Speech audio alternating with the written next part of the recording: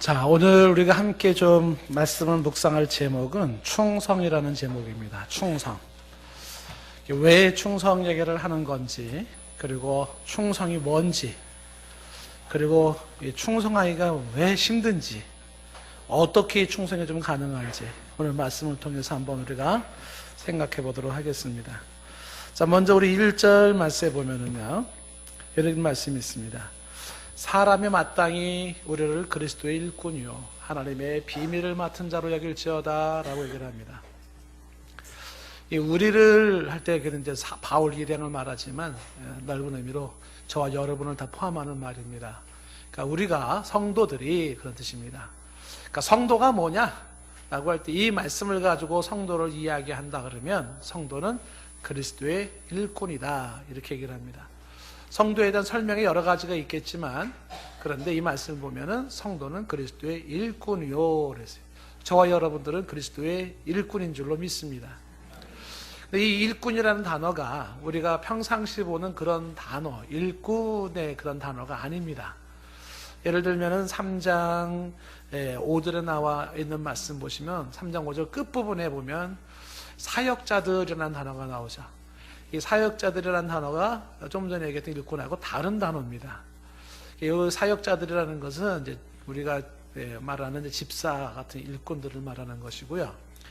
그런데 이제 4장 1절 말씀에서의 우리가 일꾼이다라고 하는 것은 그 일꾼이란 정확한 뜻이 밑에서 노를 젓는다 그런 뜻이 있습니다. 원어 성경으로 보면은 밑에서 노를 젓는다. 이게 무슨 뜻일까요? 밑에서 노를 젓는 자다. 이게 당시에 노예를 말하는 겁니다. 그래서 우리는 그리스도의 노예다 이렇게 얘기를 하는 것입니다. 그러니까 노예들이 배 밑에 들어가서 노를 젓는 거거든요. 보이지 않는 곳에서 노를 젓고 있는 이 노예, 바로 그 노예, 종이 바로 하나님의 일꾼으로서 성도라 이렇게 이야기를 하고 있습니다. 하나님 앞에서 자신을 낮은 자로 이렇게 주장을 하고 있는 것입니다. 이때 당시에 이제 사람들 중에는 이런 말이 있습니다. 집에 농기구가 2개가 있는데 하나는 소리 나는 말하는 농기구가 있고 하나는 말 못하는 농기구가 있다는 거예요. 그러니까 말 못하는 농기구는 바까는 어떤 농사 짓는 기구들을 말하는 것이고요. 그러니까 말하는 소리 나는 농기구라는 건 노예를 말합니다. 종. 그러니까 노예나 종은 당시의 농기구 중에 하나예요. 재산 목록이죠. 재산 목록. 소모품입니다. 그래서 이 노예들에게는 어떠한 주장도 어떤 의견도 어떤 권리도 주어지지 않습니다. 그냥 기계로 일하는 게 노예입니다. 바로 이 단어예요. 성도가 뭐냐라고 할 때 성도에 대한 정의가 여러 가지가 나오잖아요. 뭐 왕 같은 제사장부터 시작해서 그리스도의 신부로 막 나오지만 오늘 말씀에서는 이 성도라고 하는 것은 바로 이 그리스도의 배 밑에서 노를 젓는 노예다 이렇게 이야기를 하고 있습니다. 이 자신을 노예라 이렇게 표현을 하는 것은 자신을 한없이 낮추는 모습이기도 한 것이죠. 그럼으로써 노예가 가져야 될 자세, 주인에 대한 충성, 그것을 지금 말하고 싶은 것입니다. 그런데 이렇게 천한 모습의 낮은 자의 노예라고 말하면서도 그냥 노예가 아니에요. 아주 특별한 노예입니다. 어떤 특별한 노예냐면 오늘 말씀해 보시면은 이렇게 되어 있어요. 그리스도의 일꾼이요. 그 다음에 또 뭐라고 말했어요? 하나님의 비밀을 맡은 자 이렇게 말을 하고 있습니다. 노예는 노예인데 하나님의 비밀을 맡았다라고 말을 하고 있습니다. 이 하나님의 비밀, 이 비밀이라는 단어도 지금 영어 성경 NIV에는 시크릿이라고 되어 있지만 원어 성경으로 보면 미스테리입니다. 신비, 무스테리온이라는 헬라 단어가 있는데 그 하나님의 이 비밀, 신비를 맡았다. 다시 말하면 하나님의 비밀은 감추어져 있어서 그 하나님의 아주 보물스러운 비밀은 아무도 몰라요. 배웠다는 사람도 모르고요. 학자도 모르고 사람들이 몰라요. 권력자도 몰라요. 그 하나님의 신비한 그 보물의 비밀을 누가 맡았냐 하면 이 노예가, 그리스도의 노예가 맡았어요. 이게 바로 성도다. 성도란 그리스도의 노예로서 하나님의 신비한 그 보물의 비밀을 맡고 있는 자다. 이게 성도라고 얘기를 하는 것입니다. 노예는 노예인데 아주 특별한 노예예요. 영광스러운 노예입니다. 아무에게나 하나님의 그 비밀을 맡기지 않았습니다. 아, 너 정말 대단하다, 훌륭하다, 너한테 내가 이 비밀 좀 맡겨놓게. 이게 아니에요. 예, 사람들이 봤을 때는 어떻게 보면은 노예의 주제인데, 그런데 그게 그냥 노예가 아니라 그 누구에게도 맡기지 아니한 하나님의 보물, 그 신비한 미스테리한 그 비밀을, 복음의 비밀이죠. 이거를 성도에게 맡겼다라는 것입니다. 자, 이게 성도다 이렇게 말을 하면서 이 4장 1절 말씀에 단어를 하나 더 주목해 봐야 되는 게 뭐냐면 맡은 자라는 뜻이에요. 맡은 자. 이 맡은 자라는 뜻도 조금 더 원어 성경으로 좀 볼 필요가 있는 것이, 이 맡았다라는 걸 보면 집을 다스린다 이런 뜻이 있습니다. 오이코노모이스. 그래서 오이코스와 그 다음에 메모라고 하는 것이 이제 집을 다스린다.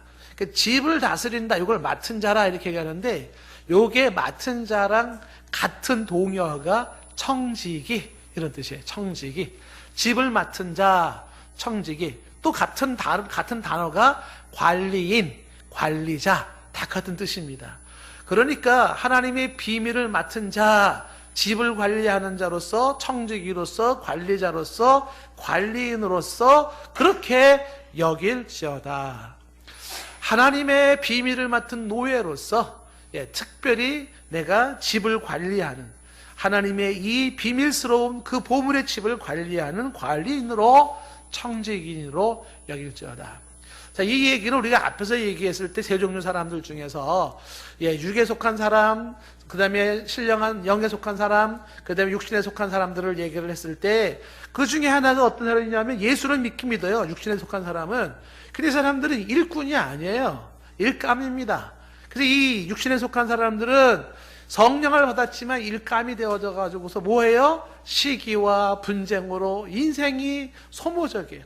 하나님의 거룩한 뜻을 이룰 수 있는 일꾼이 아니고 일감으로 있었어요.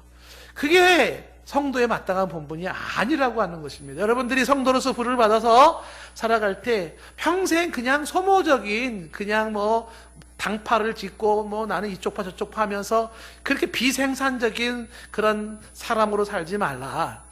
이 신령한 자들은 일꾼인데, 일꾼이라고 하는 사람들은 하나님의 나라를 건설해 나가는 사람들이에요. 창조적인 사람이잖아요. 그래서 이제 같은 맥락에서 4장 1절에서도 강조하는 게 뭐냐면, 성도는 일꾼이에요, 일꾼. 그 일꾼을 노예라고 얘기를 하고 있었고, 그건 그리스도의 일꾼이, 세상에 사는 어떤 일꾼이 아니라 그리스도의 일꾼으로서 하나님의 비밀을 맡은 청지기, 하나님의 비밀을 맡은 관리인, 하나님의 비밀을 맡아 있는 관리자로 여길지어다. 저와 여러분들 그렇게 여길 수 있기를 바라요. 내가 말이죠, 그리스도의 노예다. 근데 그냥 노예가 아니에요. 내가 하나님의 신비한 비밀을, 그 보물 창고를 맡은 그 청직이다. 내가 그 관리인이다. 내가 그걸 관리하는 거야. 이렇게 여길지어다 라고 말하는 것입니다. 노예는 노예인데 그런 영광스러운 노예고요. 그리고 아주 자랑스러운 노예인 것입니다. 권위가 있는 노예죠. 자, 그런데 여기서 이제 말하고 싶은 게 뭐냐면, 이런 성도들에게 뭐가 필요한가? 그리스도의 노예이고 그리스도 하나님의 비밀을 맡은 자에게 자, 이 뭐가 필요한가? 청지기로서, 관리인으로서 필요한 게 뭔가? 한 가지예요. 그게 충성이라는 겁니다. 자, 오늘 2절 말씀 다 같이 한번 읽어볼까요? 2절 시작.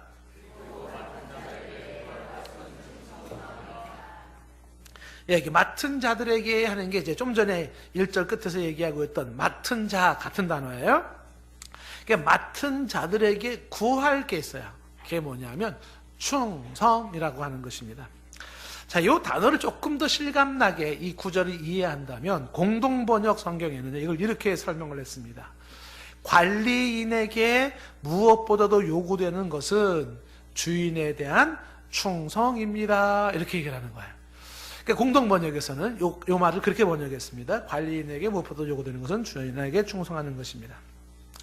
표준 세번역 성경은 요거를 어떻게 번역을 했냐면, 이런 경우에 관리인에게 요구되는 것은 신실성입니다. 이렇게 해서 신실성입니다. 얘기를 하고 있어요. 자, 근데 영어 성경에 이제 그 NIV 영어 성경을 좀 참고해 보면 이거를 어떻게 번역을 했냐면 제가 뭐 직역을 해서 번역을 하면 이런 겁니다. 신임을 받은 사람이 자신의 신실성을 증명하는 것은 필수입니다. 이런 뜻이에요. 그러니까 신임을 받은 자, 그러니까 노예지만 보물을 맡을 수 있다는 건 신임을 얻은 거예요. 그 신임을 얻어서 관리자로, 청지기로 그렇게 임명이 됐어요.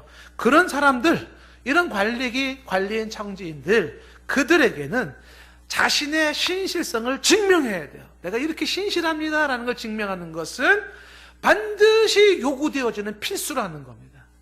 그러니까 성도가 반드시 드러나고 증명해 보여야 되는 게 뭐냐면 뭐예요? 당신의 신실함. 다른 말로 당신의 충성을 드러내 보여라. 입증하라. 이렇게. 그게 지금 4장 2절 말씀입니다. 다시 한번 4장 2절 말씀 읽어볼까요? 시작. 그리고 맡은 자들에게 구할 것은 충성이니라 그랬어요. 그러니까 충성을 증명하라는 겁니다. 자, 그러면 충성이 뭐냐? 충성. 군인들이 충성 이렇게 하지 않습니까? 네, 충성. 제가 충성이라는 것을 요즘 사람들은 어떻게 쓰나 하고 이렇게 좀 검색을 해봤더니 뭐 충성이니까 군인들 뭐 국가의 충성 이런 단어가 많이 나오더라고요. 그 다음에 충성 중에 하나가 어떤 충성이냐면 주인에 대한 개의 충성. 뭐 유인에게 개들이 충성한다 이렇게 나오는 거예요. 예. 근데 그 밑에 또 충성이 나오는 게 뭐냐면 인생이 편하려면 아내에게 충성하라 이거 나오더라고요. 이렇게. 아내에게 충성. 여러분 집에 가시면 아내에게 충성 이렇게 저를. 자, 그런데 이 충성이라는 단어가 한자로 보통 사람이 설명을 하지 않습니까? 그래서 충자가 가운데 중자에다가 마음심자를 써요. 그리고 성자라고 하는 건 말씀 언에 이룰 성자를 쓰는 겁니다. 그래서 이 충성의 충자인 가운데 중자의 마음심자를 쓰는 요 충자가 진심과 그 다음에 진실과 참마음, 중심이 담겨있는 그 마음, 이게 충이라는 거예요. 그러니까 충이라고 하는 단어는 진심이 담기고 진실이 담기고 정성이 담긴 마음, 이게 충. 그 다음에 성이라고 하는 말씀원에다가 이룰 성자라는 것은 말씀을 이룬다 이런 뜻이란 말이에요. 말씀을 이룬다. 그래서 이 충성을 합해가지고 뭐라고 설명을 하냐면 마음의 중심을 들여서 말씀을 이룬다. 그러니까 내 마음의 중심을 들여서 주인의 그 말씀을 성취한다, 이룬다. 이거를 충성으로 설명을 하는 거예요. 뭐 설명이 그럴듯해요, 그렇죠? 국어사전에 보면은 이 충성을 또 이렇게 설명을 했어요. 국가나 임금, 윗사람 등을 위하여 몸과 마음을 다함. 몸과 마음을 다. 윗사람에게, 국가나 임금에게 몸과 마음을 다한다. 공통된 것은 이 충성이라고 하는 것은 진정성이나 정성이라는 게 다 담겨 있어요. 자, 그런데 이렇게 한자적 표기나 국어사전적인 표기로 말할 때는 이제 충성이 가끔 오용될 수가 있습니다. 어떻게 오용되냐 하면, 대표적인 예가 조직사회에서의 충성이에요. 얼마 전에도 의정부 쪽인가 조직패들이 새끼손가락을 다 잘라가지고 충성을 맹세했다는 거 아닙니까, 이게. 이런 건 잘못된 충성이라는 거죠. 이단에 빠져가지고 막 하는 것도 잘못된 충성이에요. 그런 거, 그냥 무조건 그냥 마음을 담아가지고 그렇게 하는 정성을 담아가지고 보스의 말에 그렇게 하는 게 이런 거는 잘못된 충성이죠. 그렇게 오용될 수가 있어요. 혹은 과도한 충성이라 그래가지고 보통 아부성 어떤 이권 문제를 따져서 뭐 정치 사회에서도 많이 나올 수 있는 일 아니겠습니까? 근데 그런 과잉 충성도 문제가 되는 것이죠. 성경에서 지금 우리가 충성이라고 얘기할 때 관리자에게 요구되는 건 충성이다. 요구되는 게 충성이다 하는데 충성이라는 단어는 다른 좀 의미가 있습니다. 어떤 의미가 있냐면 성경적인 의미에서 충성이라고 하는 것은요, 요 충성이라는 것도 원어 성경을 좀 보면 돼요. 그 원어 성경의 충성이라는 단어가 피스토스라고 하는데 이게 신앙이라는 단어가 여기서 나와요. 신앙. 하나님에 대한 믿음과 경외라는 신앙이 여기서 나오고요. 이 피스토스라는 단어에 가장 어울리는 단어가 영어 단어는 faithful이라고 하는 것이고 한국말로는 신실함이에요. 신실함. 그러니까 성경적으로 우리가 충성이라고 할 때 그 충성을 뭐로 이해하면 좋냐 하면 신실함, 사람이 참 신실하다 하는 그 신실함으로 이해하는 게 좋습니다. 자, 그러면 조금 더 부연 설명을 해서 그러면 이 충성, 즉 신실함에 대한 거를 좀 어떻게 조금 더 좀 구체화시킬 수 있을까? 제가 세 가지를 좀 말하고 싶은데 그 충성이라는 단어, 이게 충성입니다. 혹은 이게 신실함입니다라는 것을 세 가지 각도에서 얘기하는 게 좋겠다는 겁니다. 이 신실함이 담고 있는 세 가지 의미. 그 뭐가 있냐면 첫째가 정직함이라는 게 있는 거예요. 그러니까 신실하다라는 것에는 정직함이라는 게 담겨져 있습니다. 그 정직함이 깨끗함이거든요. 깨끗함. 그러니까 양심적이다 이런 표현이에요. 그러니까 잘못된 것, 불의한 것에 대한 것에 살아가는 것도 아니에요. 그리고 바르고 깨끗한 것을 가지고 살아가는데 그런 깨끗함에 뭐냐면 정직함을 가지고 살아가는 거예요. 정직함. 그래서 이 신실한 사람이나 충성된 사람의 그 특징이 뭐냐면 그 정직함에서 나오는 게 신뢰입니다. 신뢰. 믿음직스럽다라는 단어가 나오는 거예요. 여러분 이런 거 막 사모하셔야 돼요. 막 너무너무 사모하셔야 돼요. 정말 인생을 살아가면서 부러운 사람이 어떤 사람이냐면 이런 사람이에요. 저 사람 믿음직스러워. 이런 말 듣는 게 최고의 영광인 거예요. 다른 게 아니에요. 그게 뭐냐면 믿음직스럽다는 게 신뢰인데 그 신뢰는 정직함에서 나온다는 것이에요. 그래서 주인이 자신의 가장 중요한 보험을 참고 가지고 있는 가장 중요한 것까지도 맡길 수 있는 사람이죠. 왜? 저 사람은 거짓이 없어요. 믿음직해. 저 사람은 잔머리 굴리거나 이렇게 속이는 사람이 아니에요. 그러니까 그 정직함, 진실함이라고 하는 것 때문에 귀한 걸 맡기고 많은 걸 맡기고 전폭적으로 맡길 수 있는 거죠. 그 사람이 누구냐? 그게 바로 충성된 사람이라는 거예요. 정직해, 깨끗합니다. 깨끗해요.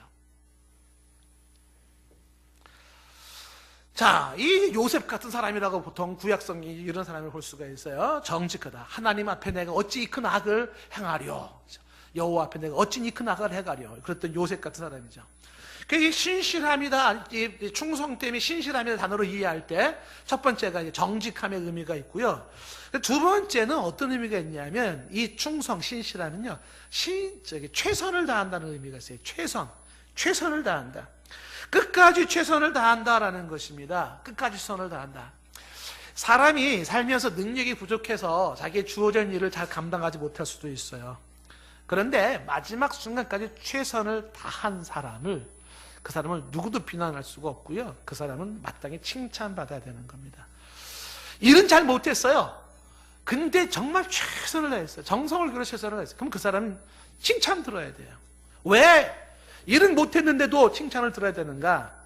오늘날 우리 사회에서 우리가 고민해야 되는 게 뭐냐면 언제부턴가 사람들 속에는요, 아주 안 좋은 모습이 자리 잡기 시작했는데 그 안 좋은 것 중에 하나가 뭐냐면 눈 가리고 아웅하는 자세예요.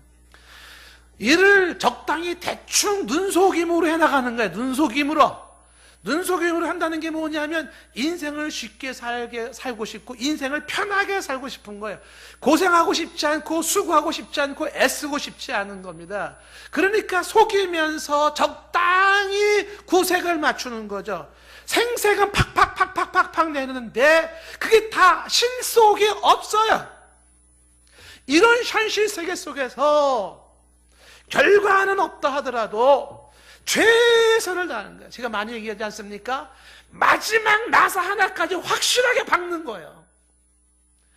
이게 자속의 그 나사 하나는 보이지도 않아요. 그렇지만 마지막 나사 하나까지 끝까지 다 박는 거예요. 보이지 않는 부분까지.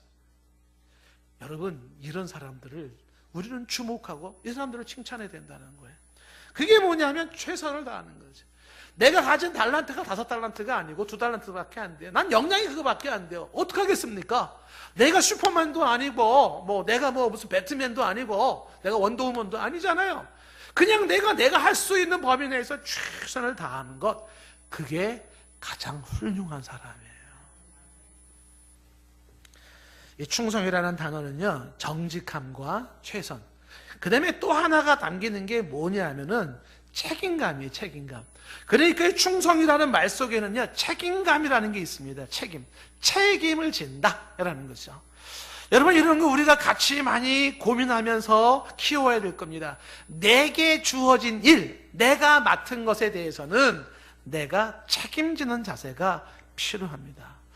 이게 특별히 강조되고 중요하게 여기는 이유는 오늘날의 현실이 책임 회피의 시대에 살고 있어요.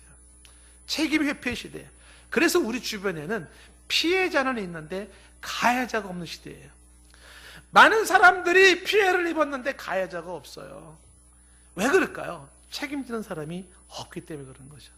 끝까지 책임지려는 자세를 가져야 돼요. 제가 많이 강조하지 않습니까? 불리해지면은요, 여러분 이런 자세 가지지 마십시오. 사람이 불리해지고 책임질 만한 일이 생기잖아요. 그러면 아주 안 좋은 게 뭐냐면 도망가면 그만이에요. 숨어버리면 그만이에요. 여러분 그렇지 않습니까? 우리가 뭔가 책임질 일이 있으면은요, 그냥 사람들 말로 잠수 타면 그만이라는 거예요. 잠수 타면.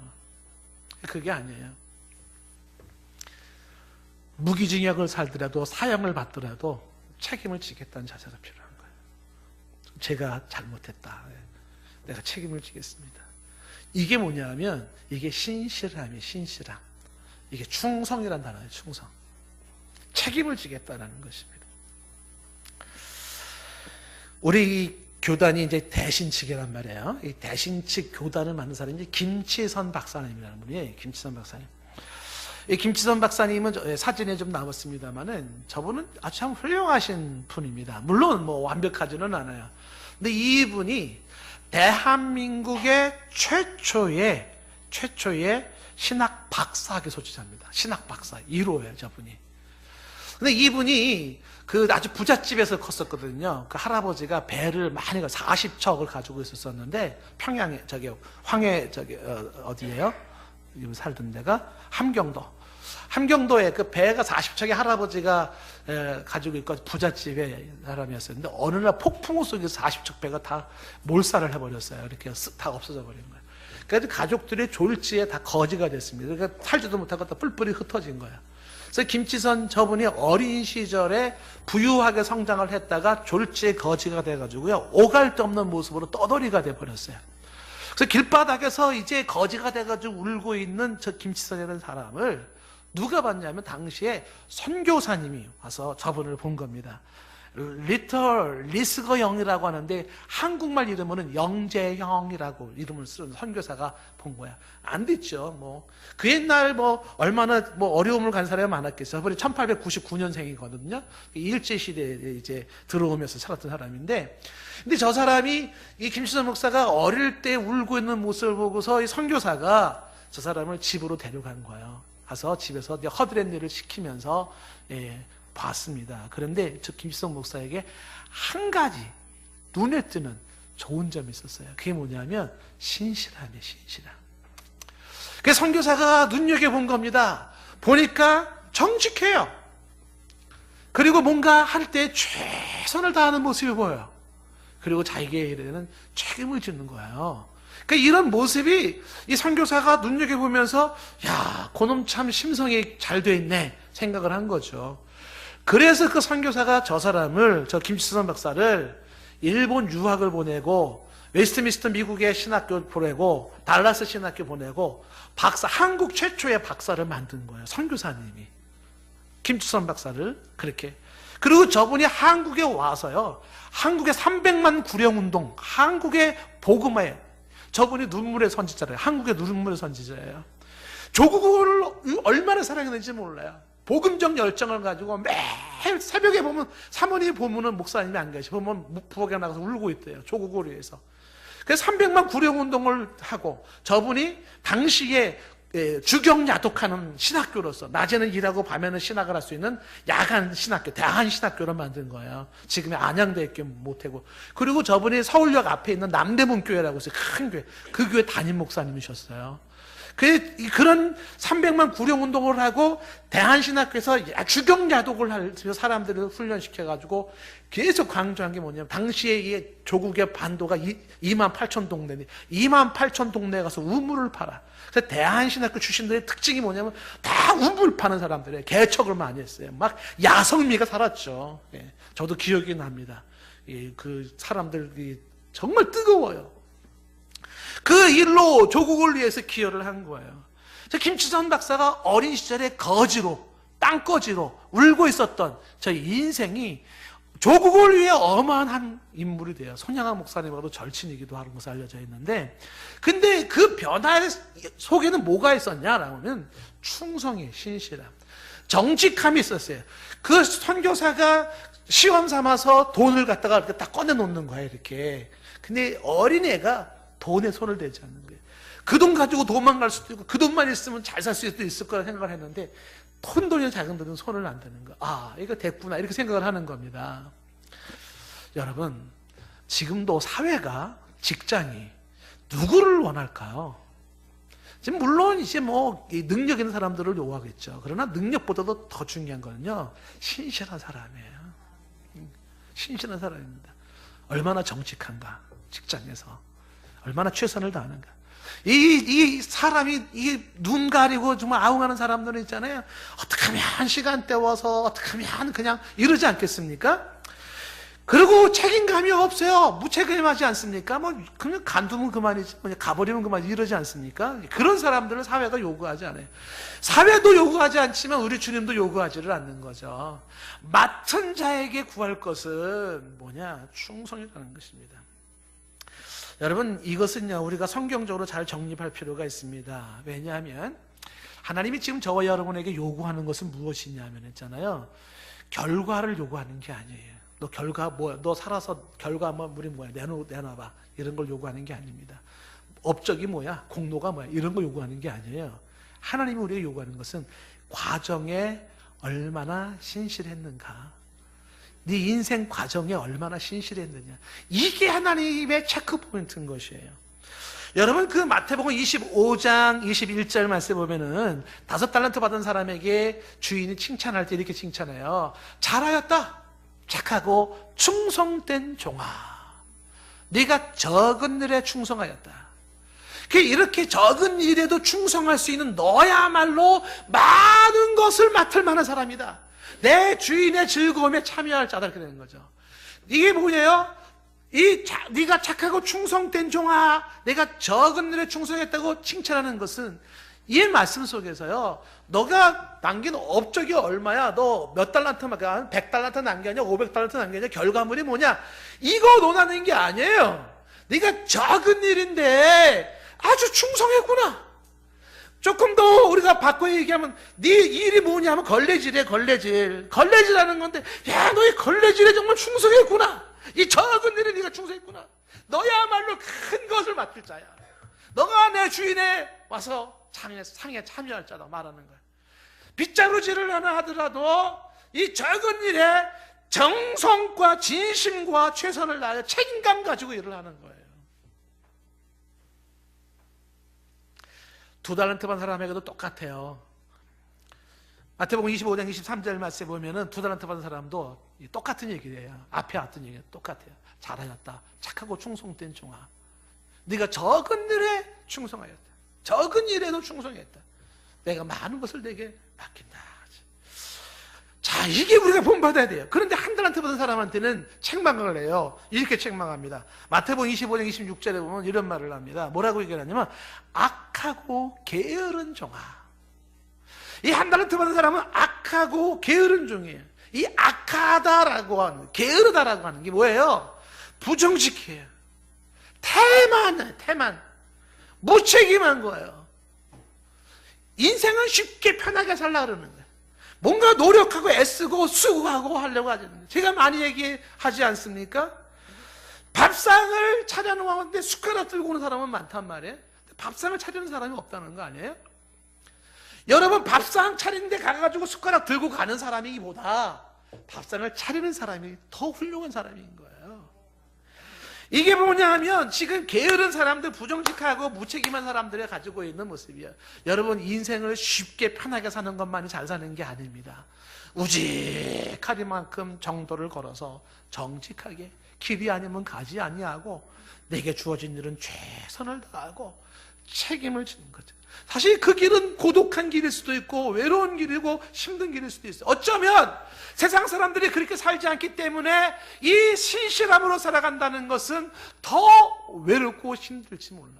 그럼에도 불구하고 이 길을 걸어가는 것이죠. 무익한 종은 이 게으른 종은 밖에 어두운 데로 내쫓겨서 슬피 울며 이를 갈게 되는 겁니다. 자, 그런데 오늘 4장 3절 말씀 보세요. 4장 3절 말씀은 이런 말씀이 나옵니다. 너희에게나 다른 사람에게나 판단받는 것이 내게는 매우 작은 일이라, 이런 얘기를 하잖아요. 이게 뭐냐 하면 사람의 충성을 흔드는 게 있어요. 내가 충성하는 사람이 되고 싶어요. 근데 나를 충성하지 못하게 만드는 게 있어요. 그게 뭐냐면 사람의 판단이에요. 사람의 판단. 다시 말하면 주변 사람들이 나로 하여금, 여기서 판단한다라고 하는 것은 마치 이게 그 검사가 뭔가를 조사하는 것처럼 조사하다, 혹은 뭐 신문을 하다, 재판을 하다, 판결하다, 그런 것이거든요.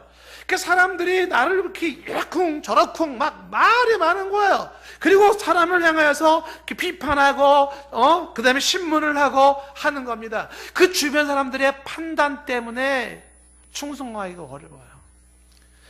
정말 사람이 나를 힘들게 만드는 거예요. 그런데 지금 4장 3절에서 말하고 있는 게 뭐냐면 이게 내게는 작은 일이라는 거예요. 사람의 판단이 내게 작은 일이라는 겁니다. 그게 뭐냐면 사람의 판단이 나에겐 결정적인 게 될 수 없다는 겁니다. 왜 그럴까요? 내게는 더 중요한 판단이 있어요. 그게 바로 주님의 판단, 하나님의 판단이에요. 사람의 판단에 의하여서 흔들릴 수 있는 내가 아니라는 것이죠. 이게 충성된 사람의 모습이에요. 어떻게 당신은 그렇게 충성할 수 있었습니까? 라고 할 때 그 이유 중에 하나가 뭐냐면 나는 하나님의 판단을 나는 바라보고 있는 거예요. 사람의 시선과 사람의 판단이 아닌 거예요. 하나님의 판단을 바라보는 거죠. 주를 바라보며 나가는 자들이, 오늘도 주님 앞에 바로 서기를 원하는 자들이 바로 이 신실함이 주어지는 거예요. 내 주님 앞에 선다는 생각이 없다면, 마지막 주님의 그 심판대 앞에 선다는 생각이 없다면 어떻게 이 세상을 신실함을 주체할 수 있을까? 그냥 편하고 쉽게 살지. 여러분, 지금 4장 3절 말씀에 사람의 판단이 내게 작은 일이라고 말하면서 나도 나를 판단하지 않는다는 것도 그런 마찬가지예요. 그러니까 내가 나를 판단할 필요도 없어요. 왜? 판단하시는 일은 주님이 판단한다. 이게 4절에도 이어지는 말씀인데, 보세요. 4절 말씀에도 내가 자책할 아무것도 깨닫지 못했다는 건 양심의 꺼리낌이 없다는 겁니다. 내가 양심의 꺼리낌이 없다. 죄가 없다는 것이 아니라 내가 주어진 일에 대해서 신실하게 충성되게 일을 했다는 것입니다. 그렇다고 해서 내가 죄가 없다고 말할 수는 없다. 한 가지, 4장 4절 끝에 뭐라고 말했어요? 나를 심판하시리는 주시니라. 이게 무슨 얘기겠습니까? 마지막에 주님의 심판대 앞에 설 것을 생각하는 거죠.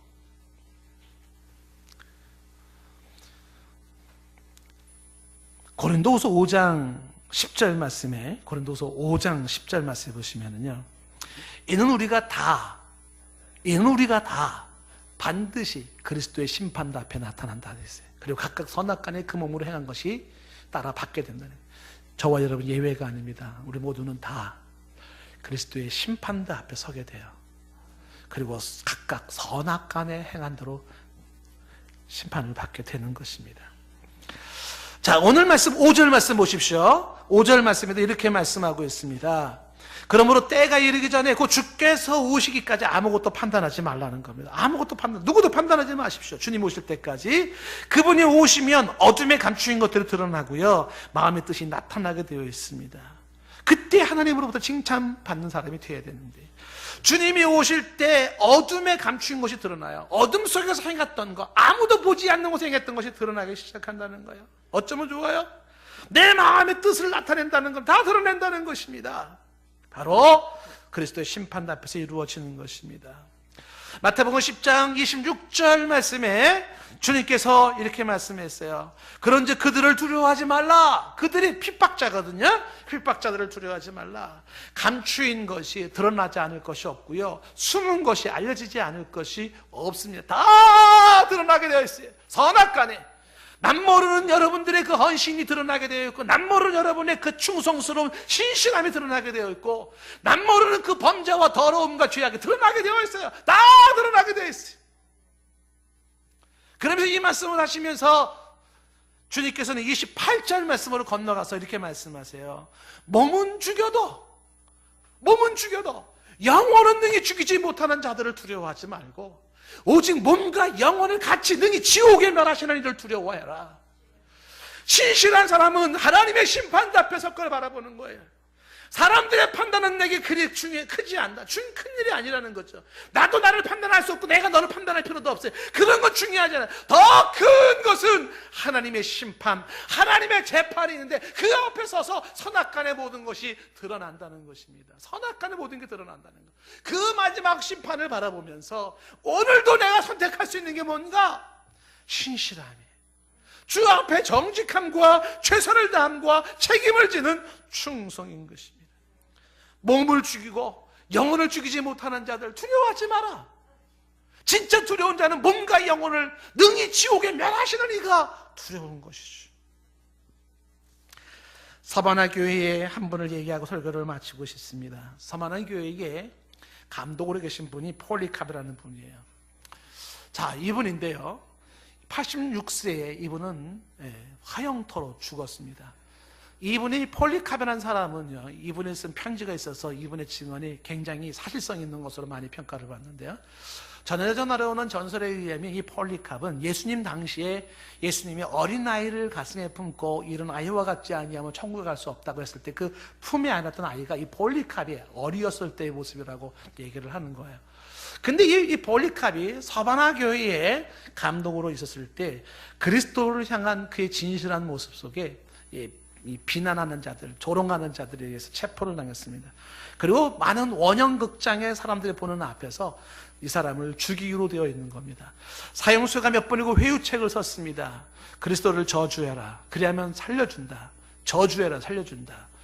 그런 회유책 앞에서 이 폴리캅이 86세에 그 회유책 앞에서 사형틀 앞에서 이야기한 것은 내 평생 86년간 섬겨온 주님은 나를 한 번도 실망시킨 적이 없습니다. 그런데 내가 어찌 나의 왕, 나의 주를 실망시킬 수 있단 말입니까? 그러면서 하는 말이 빨리 불을 지르시오 라고 얘기를 하는 거예요. 그러니까 이 양반은 이거 도저히 안 된다 그래가지고 막 죽여라 그래서 불을 지르게 때 불 타면은 이 장작더미에서 도망갈지 모르니까 저 옷을 나무에다가 못 박으러 간 거, 못 도망가게 하고 묶어라 그런 거예요. 그러니까 폴리캅이 하는 말이 있다가 못 박을 필요도 없고 묶을 필요도 없어. 내 주께서 나로 하여금 이 불 속에서 피하지 않도록 나를 붙잡으실 것이요. 그리고 불을 붙이라는 거야. 주께서 피하지 않도록 하실 거라고. 그러면서 불을 질렀는데 이 장작의 불이 확 타오르는데 사람은 태우지 않고 사람 옆으로 불이 타더라는 거야. 사람들이 놀란 거죠. 그리고 하나님을 향하여 기도하고 찬송하는 평안한 저 폴리캅을 향해서 사람들은 저 왜 불이 안 타냐. 그래가지고 저 사람에게 그 불타고 있는 그 위에다 칼을 찔러가지고서 피를 쏟았는데 피가 엄청나게 많이 나왔대요. 그 피가 확 타오르는 장작더미를 다 그걸 꺼트렸답니다. 저 폴리캅이 목회를 했던 그 서바나 교회, 그 서바나 교회에 주께서 이런 말씀을 하셨던 거예요. 요한계시록 2장 8절 말씀해 보시면은 저 폴리캅이 목회했던 교회를 향한 말씀이에요. 2장 8절에 서바나 교회 사자에게 편지하라고 말하면서 처음이자 마지막이며 죽었다가 살아나시니가 말씀을 하세요. 9절에 보면 이 서바나 교회는 환란이 있었고 궁핍함이 있었어요. 그렇지만 그들은 부유한 자들이었어요. 자칫 유대인이라 하는 자들의 비방이 있었지만은 이들은 사탄의 무리와 같아요. 10절 말씀에 보면은 이 사람은, 이 서바나 교회는 장차 고난을 받을 그런 교회인 것이죠. 사람들 가운데 옥에 던져져 시험을 받을 자들도 있을 것이에요. 이 10장 말씀에, 2장 10절 말씀에 서바나 교회가 주는 이야기가 중간에 나오잖아요. 우리가 잘 아는 말씀이에요. 내가 죽도록 충성하라. 그리하면 내가 생명의 면류관을 내게 주리라. 죽도록 신실하십시오. 불에 타는 그 순간까지 신실한 거죠. 내가 생명의 면류관을 내게 주리라. 이것은 단순한 한 교회에만 해당되는 말씀이 아니에요. 7교회 중에 칭찬 듣는 2교회 중에 한 교회가 서바나 교회예요. 이 서바나 교회 2장 11절 말씀에 말하기를 이것은 교회들에게 하시는 말씀이에요. 성령이 교회들에게 하시는 말씀이에요. 오늘도 동산교회에 주시는 말씀이에요. 주께서 말씀하시기를 죽도록 충성하라. 맡은 자들에게 구할 것은 충성이니라. 말씀하고 있습니다. 역사의 인물들, 위인들의 공통된 점은 충성하는 자들이에요. 하나님 나라에 후도 없는 수많은 훌륭한 인물들은 다 충성된 사람이에요. 초대교회의 수많은 순교자들은 충성된 사람이에요. 타협할 수 없어서 기꺼이 자신의 길을 걸어가고 요동치지 않는 변함없는 모습의 충성스러운 자들이 우리의 신앙의 선조들이었었어요. 중세 때 종교 개혁자들이 충성된 사람이었었어요. 좀 전에 얘기했던 김추선 목사님 뿐만 아니라 주기철 목사님, 손양아 목사님 충성된 사람이, 주기철 목사님이 감옥에서 신사참배 반대하고 안전에 눈이 고름이 끼고 침침한 감옥 안에서 주여 내 마음이 흔들립니다, 순교하게 하옵소서, 순교하게 하옵소서 울면서 기도했어요. 마음이 흔들린다고. 순교하게 하옵소서, 순교하게 하옵소서. 따뜻한 숭늉한 생활 먹고 싶구나, 따뜻한 숭늉한 생활 먹고 싶구나. 그는 기꺼이 순교했어요. 죽도록 충성한 거죠. 주께서 그를 향하여서 말하기를 잘하였도다 착하고 충성된 종아, 네가 적은 일에 충성하였으니 내가 많은 것을 네게 주며 내 주인의 즐거움에 참여할 것이라고 말씀해요. 아마도 이렇게 죽도록 충성하는 사람이 있다면 주께서 하늘의 보좌에서 내려와서 끌어안고 울 거라고요. 아마 충성된 종아, 충성된 종아, 네가 이 충성된 종이 되기 위하여서 불 속에서 감옥 안에서 사람들의 그 비방 속에서, 비난 속에서, 그 핍박 속에서도 흔들리지 않고 요동치지 않는 모습으로 믿음의 길을 걸어가며 주어진 사명을 감당하는 내가 너를 바라보면서 얼마나 울었는지 아느냐 말이죠. 주께서 울었던 모습을 그 사람에게 보이지 않겠습니까? 오늘날 충성된 사람, 주 앞에서 심판을 바라보시면서 신실한 사람 몇 명이나 있을까? 내가 꿈꾸고 내가 바라는 것은 무엇인가? 여러분은 어떤 사람이 되기를 원하시고 어떤 인생을 살기를 원하십니까? 하나님 앞에 충성된 사람으로 살고 싶은 마음이 없습니까? 맡은 자들에게 그리스도의 노예로서, 그리스도의 하나님의 비밀을 맡은 청지기로서 저와 여러분에게 요구되는 건요, 결과의 업적의 화려함이 아니에요. 오직 하나, 너에게 주어진 그 일을 감당하기 위해서 충성했느냐, 신실했느냐, 정직하게 했느냐, 최선을 다했느냐, 책임감 가지고 했느냐. 주님 앞에 충성된 사람으로 남기를 원합니다. 찬양하겠습니다.